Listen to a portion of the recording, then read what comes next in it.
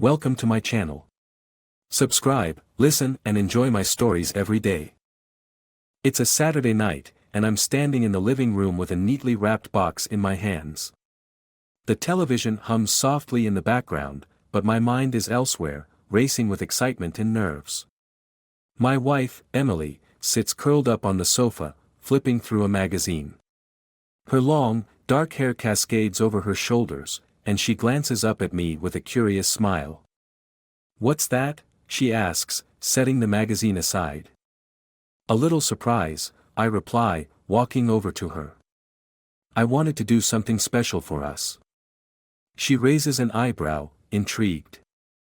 I hand her the box, and she takes it with a playful glint in her eye. Emily loves surprises, and I've been planning this one for weeks. Inside, nestled in satin, is a set of beautifully crafted fur-lined handcuffs and a sleek, elegant whip. The handcuffs have her name engraved on them, a personal touch I hoped would show how much thought I put into this. She opens the box and her eyes widen, but not in the way I expected. Instead of excitement, there's a flicker of something else, disgust. "What the hell is this, Mark?" she exclaims, her voice sharp. "A whip? Handcuffs? Are you serious?" "I thought it might be fun to try something new," I say, trying to keep my tone light. "You know, to spice things up a bit." Emily's face hardens. "This is your idea of fun? You're a pervert. I can't believe you'd think I'd be into something like this. I'm throwing these away tomorrow." I'm stunned. I thought she might be surprised, maybe even hesitant, but this reaction feels like a slap in the face. Before I can say anything, she slams the box shut and storms out of the room. The night that was supposed to bring us closer has instead driven a wedge between us. The next morning, I wake up to find the box gone. Emily is already up, moving around the kitchen with a cool efficiency that tells me she's still angry. I decide not to push it, hoping we can move past this. A week later, life seems to have returned to normal. Emily and I fall back into our routines, the tension from that night slowly dissipating. But there's a nagging feeling I can't shake, a sense that something is off. One evening, I get a call from my friend Tom, inviting me over for a few drinks. Tom and I have been friends for years, and I figure it's a good chance to unwind and get my mind off things. Emily is out with her friends, so I decide to take him up on the offer. Tom's place is just a short drive away, and when I arrive, he greets me with a beer and a grin. We settle into his living room, chatting about work and life, laughing about old times. It's a welcome distraction, and for a while, I forget about the strain in my marriage. After a few drinks, I excuse myself to use the bathroom. As I pass his bedroom, something catches my eye. The door is slightly ajar, and inside, on a shelf in his closet, is a familiar-looking box. Curiosity gets the better of me, and I step closer. My heart skips a beat as I recognize the engraving on the handcuffs. Emily's name. A wave of nausea hits me. My mind races, trying to piece together how these ended up here. The answer is a painful, gut-wrenching realization. Emily didn't throw them away. She brought them here. To Tom's place. I feel a cold fury rising within me. Betrayal sharp and stinging. My wife and my best friend, how could they? I leave Tom's place without another word, the evening's warmth replaced by a chill that settles deep in my bones. The drive home is a blur, my thoughts a tangled mess of anger and hurt. By the time I get home, Emily is already there, lounging on the sofa like nothing has happened. I stand in the doorway, my fists clenched at my sides. "We need to talk," I say, my voice tight with barely controlled rage. Emily looks up, surprised by my tone. "What's wrong?" "I know," I say, the words like lead in my mouth. "I know about you and Tom." Her face goes pale. For a moment, there's a flicker of fear in her eyes, but she quickly masks it with indignation. "What are you talking about? Don't play dumb with me, Emily. I saw the handcuffs. The ones I gave you. They're at Tom's place. Her eyes widen, and for a second, I think she's going to deny it. But then, she lets out a sigh, her shoulders slumping. Mark, Save it, I snap. I trusted you, Emily. And this is how you repay me? By cheating on me with my best friend? She opens her mouth to speak, but I hold up a hand, stopping her. I don't want to hear it. You've made your choice. Now, I'm making mine. With that, I turn and walk out, slamming the door behind me. The sound echoes through the house, a final, resounding end to our marriage. That night, I sit alone in my car, parked on a quiet street, my mind racing with thoughts of revenge. Emily and Tom have betrayed me, and I'm not going to let them get away with it. I'm going to make them pay. I spend the night in my car, unable to go back to the house I once called home. The betrayal weighs heavily on my mind, but beneath the hurt and anger, there's a spark of determination. I'm not going to let Emily and Tom get away with this. As dawn breaks, I head to my office. It's a Saturday, so the place is empty, perfect for gathering my thoughts and planning my next move. Sitting at my desk, I pull out my phone and scroll through my contacts, landing on a name that I haven't reached out to in years, Sarah. Sarah and I were close friends in college before losing touch. She's a private investigator now, and if anyone can help me get the evidence I need, it's her. After a few rings, she answers, her voice groggy. Mark? It's been ages. What's going on? I need your help, Sarah. It's urgent. Okay, give me a second to wake up. Can you meet me at the cafe on 5th and Main in an hour? I'll be there, I say, ending the call. An hour later, I'm sitting in a cozy corner booth of the cafe, nursing a black coffee. Sarah walks in, her sharp eyes scanning the room before they land on me. She looks almost the same as she did in college, short hair, a no-nonsense demeanor, and an air of confidence that's always been slightly intimidating. Mark, she says, sliding into the seat across from me.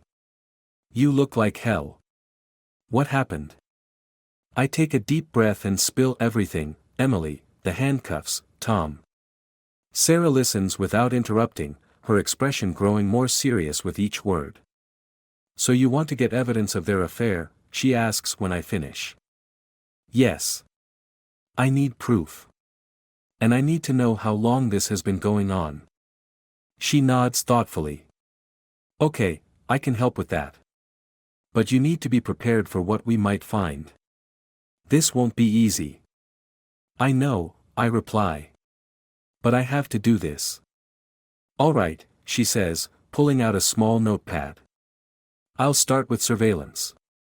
I'll need access to your house and Tom's place. Do you think you can arrange that?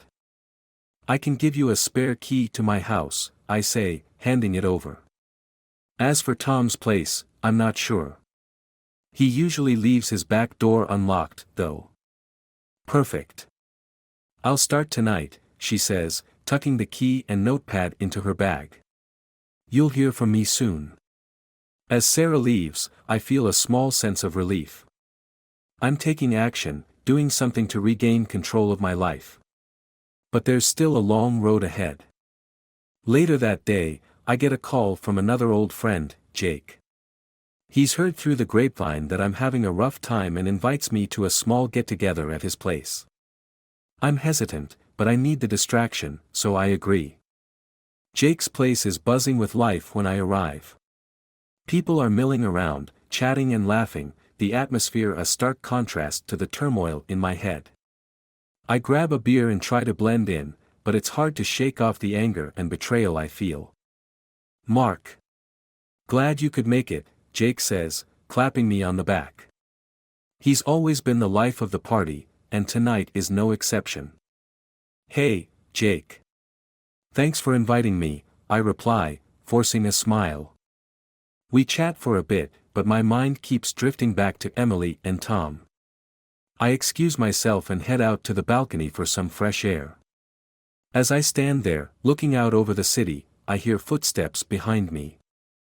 Mind if I join you? A voice asks. I turn to see Jake's sister, Lisa. She's a few years younger than us and has always been kind-hearted. Sure, I say, gesturing to the empty space beside me. We stand in silence for a moment before she speaks. I heard about what happened. I'm really sorry, Mark. You don't deserve this. Thanks, Lisa, I say, appreciating her sympathy. It's been tough, but I'm working on a plan.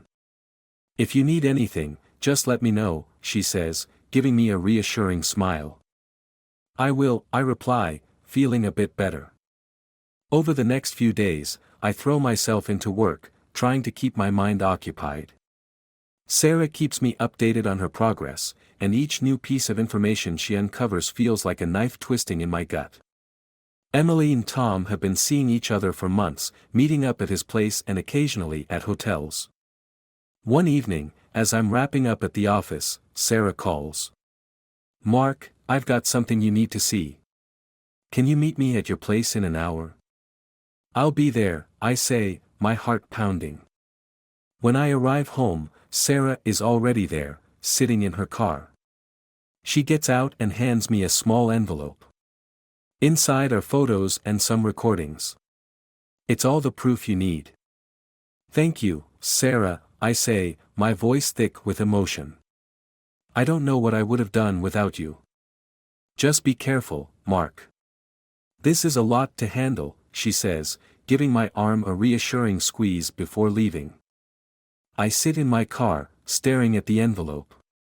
Part of me doesn't want to open it, doesn't want to see the evidence of Emily's betrayal. But I know I have to. Taking a deep breath, I open the envelope and begin to go through the contents. The photos show Emily and Tom together, their intimacy unmistakable. The recordings are worse, their voices confirming everything I feared. Fury boils within me, but I force myself to stay calm. I need to think clearly. I need a plan. The next day, I decide to confront Tom. I can't let this go on any longer. I call him and arrange to meet at a local bar. He sounds cheerful, completely unaware of what's coming. When I arrive, Tom is already there, sitting at a table with a beer. He greets me with a smile that makes my blood boil. I sit down, trying to keep my composure. Hey, man. Long time no see, he says, raising his glass. Yeah, it's been a while, I reply, my voice steady. We need to talk. What's up? He asks, taking a sip of his beer. I know about you and Emily, I say, watching his reaction closely. His smile falters, and he looks genuinely shocked. Mark, Save it, I snap. I've got all the evidence I need. Photos, recordings. You've been screwing my wife behind my back. He goes pale, and for a moment, he looks like he's going to be sick. Mark, I'm sorry. I didn't mean for it to happen. It just did.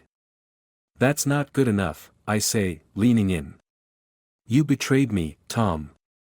You and Emily both. And now, you're going to pay.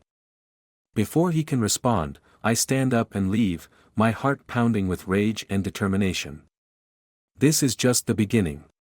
Emily and Tom's lives are about to unravel, and I'm going to make sure of it. I leave Tom at the bar, my mind swirling with thoughts of revenge. As I drive home, the city lights blur past me, and I feel a cold determination settle in. Emily and Tom's betrayal has lit a fire within me, and I'm going to burn their lives to the ground. The first step in my plan involves contacting an old colleague from work, David. David and I worked together on several projects before he branched out into cybersecurity and information gathering. If anyone can help me dig deeper into Emily and Tom's lives, it's him. I called David the next morning. Hey, it's Mark. I need a favor. Sure thing, Mark. What's going on? It's a long story. Can you meet me for lunch? Absolutely. How about noon at that deli on 3rd? Perfect. See you then. At the deli, David listens intently as I explain the situation. His brow furrows as he absorbs the details of Emily's affair with Tom. Man, that's rough. I'm sorry you're going through this, he says, shaking his head. What do you need from me? I need information. I want to know everything about Tom's life, his finances, his secrets, everything. And I want to make sure Emily doesn't see a dime of my money when this is over. David nods thoughtfully. I can do that. It'll take some time, but I'll get you what you need. Thanks, David. I appreciate it. Back at the office, I bury myself in work, trying to keep my mind off the betrayal. But the images of Emily and Tom together haunt me. Every time I close my eyes, I see them laughing, touching, kissing. The rage simmers just beneath the surface, driving me forward. A few days later, David calls. I've got something for you. Can you meet me tonight? Where? Let's meet at my office. It's more private. When I arrive at David's office, he greets me with a grim expression. I've found some interesting stuff, he says, leading me to his desk. Tom's been hiding quite a bit. He's got a gambling problem, and he's deep in debt. He's been using his business to launder money, and if this gets out, he's finished. My mind races with possibilities. What about Emily? She's been spending a lot of money recently. Clothes, trips, you name it. Looks like she's been preparing for a new life without you. I nod, feeling the weight of their deception. Good. This is exactly what I needed. Now, let's make sure they pay. With David's help, I devise a plan to expose Tom's illegal activities. If I can ruin his reputation and finances, it'll be a good start. We gather all the evidence and prepare to send it anonymously to the authorities and local media. The next morning, I receive a call from Sarah. Mark, we need to meet. I've found something else. We meet at a quiet park, away from prying eyes. Sarah looks concerned as she hands me a folder. Emily's been meeting with a divorce lawyer. She's planning to take you to the cleaners. I open the folder and scan the documents. Emily's been meticulous, planning every detail to ensure she gets a large settlement. My blood boils as I realize how far she's gone to betray me. Thanks, Sarah. I owe you one, I say, my voice tight with anger. Be careful, Mark. This is getting dangerous. I will. I've got a plan. Armed with this new information, I contact another lawyer, a tough-as-nails divorce attorney named Lisa. I explain the situation, and she immediately goes into action, preparing a counterattack to protect my assets. Over the next few weeks, I set my plan into motion. I leak the information about Tom's illegal activities to the authorities and the media. The fallout is immediate. Tom's business is raided, and he's arrested for money laundering and fraud. The story makes headlines, and his reputation is shattered. Meanwhile, Lisa files for divorce on my behalf, citing Emily's infidelity in her plans to take my money.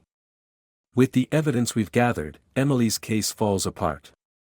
She's left with nothing, her carefully laid plans crumbling around her.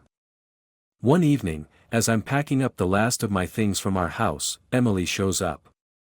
Her face is pale, and her eyes are red from crying. Mark, please, we need to talk, she pleads, her voice breaking. There's nothing left to say, Emily, I reply coldly. I'm sorry. I made a mistake. Please, we can fix this, she sobs, reaching out to touch my arm.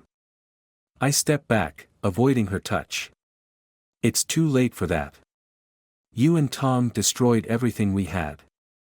Now, you have to live with the consequences. Tears stream down her face as she realizes the gravity of what she's done. Please, Mark. Goodbye, Emily, I say, turning away and walking out the door. As I drive away, I feel a sense of closure. The pain and anger are still there, but I know I've taken the first steps towards rebuilding my life. Emily and Tom have faced the consequences of their actions, and I've protected myself from further harm.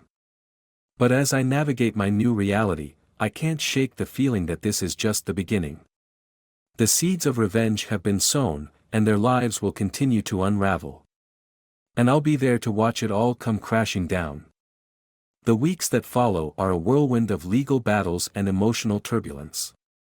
I've successfully dismantled Tom's life, and Emily's attempts to take my money have been thwarted. But the satisfaction of revenge is fleeting, replaced by a hollow emptiness. The betrayal still stings, and despite the destruction I've wrought, I don't feel any better.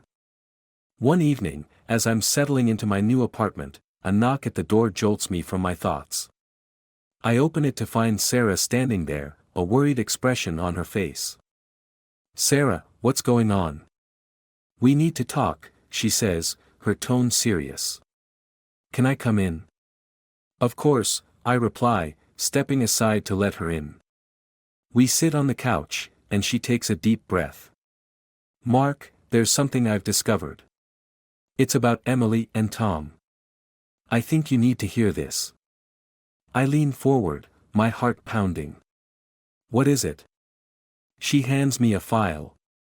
I did some more digging, and I found something strange. Tom's debts and gambling problem, they didn't start until recently. It seems like he was set up. I furrow my brow, confused. Set up? By who? Sarah hesitates, then says, "By Emily. She's been manipulating both of you. She framed Tom to make it look like he was the one betraying you, but it's much deeper than that. Emily has been seeing someone else, a man named Jason. She's been using you and Tom as pawns in her plan." The room spins as I process this new information. But why? What does she gain from this? "Money, power, control," Sarah explains. "She's been playing a long game, setting you up to destroy each other while she walks away with everything. She planned to divorce you and claim a large settlement, then move on with Jason." Anger and disbelief course through me. So all of this, Tom, the betrayal, it was all a lie.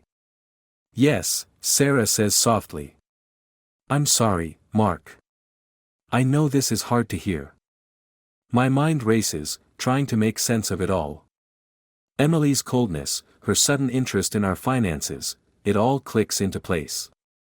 I've been played, and so has Tom. I feel a surge of determination. Emily isn't going to get away with this. "Where is she now?" I ask, my voice trembling with rage. "I tracked her down. She's at a hotel downtown, meeting with Jason," Sarah says. "I thought you'd want to confront her." I stand up, my resolve hardening. "Let's go." Sarah drives us to the hotel, and we head straight to the room she's found.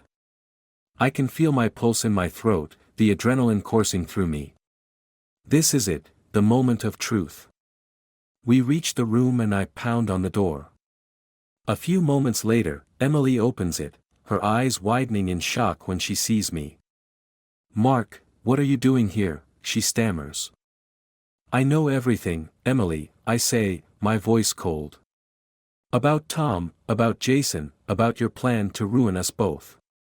Her face pales, but she quickly recovers, a smirk forming on her lips. "So you finally figured it out. Took you long enough." I step into the room, and behind her, I see Jason sitting on the bed, looking equally surprised. "Why, Emily? Why go through all this?" "Why?" she scoffs. "Because I was bored, Mark. You were too predictable, too safe. I wanted excitement, power. And you and Tom were perfect for my plan." "Your plan ends now," I say, my voice shaking with anger. "I've exposed Tom, and now I'm going to expose you." Emily laughs, a cold, heartless sound. "Expose me? Go ahead. I've already moved the money to an offshore account. By the time anyone figures it out, I'll be long gone." But Sarah steps forward, holding up a recorder. Actually, we've been recording this conversation. And we've already contacted the authorities. Emily's eyes widen in fear, and she lunges at Sarah, but I step between them, pushing her back. It's over, Emily. You've lost. The door bursts open, and two police officers rush in, grabbing Emily and Jason. As they're handcuffed and led away, Emily glares at me. This isn't over, Mark. I'll make you pay. Good luck with that, I say, watching her disappear down the hall. As the chaos settles, I turn to Sarah. Thank you. I couldn't have done this without you. She smiles, a hint of sadness in her eyes. I'm glad I could help. But I'm sorry it had to come to this. Me too, I admit. But at least it's finally over. The next few days are a blur of legal proceedings and media frenzy. Emily's arrest makes headlines, and her web of deceit is exposed for all to see. Tom is released from custody, and though our friendship is irreparably damaged, we find a moment of closure. One evening, as I'm packing up the last of my things from the house, Tom shows up. He looks haggard, but there's a spark of the old camaraderie in his eyes. Mark, I owe you an apology, he says, his voice strained. I let Emily manipulate me, and I hurt you in the process. I'm sorry. I nod, feeling a mixture of relief and regret. We both got played, Tom. Let's just move on from this. We shake hands, a silent agreement to leave the past behind. As I drive away from the house for the last time, I feel a weight lift from my shoulders. The betrayal, the anger, the need for revenge, it's all in the past now. I move into a new apartment, a fresh start. The first night there, I sit on the balcony, looking out over the city. The future is uncertain, but for the first time in months, I feel a sense of peace. I survived the storm, and though my heart is scarred, it's stronger for it. As I close my eyes and take a deep breath, I know that I'm ready to move forward. The past is behind me, and a new chapter of my life is about to begin.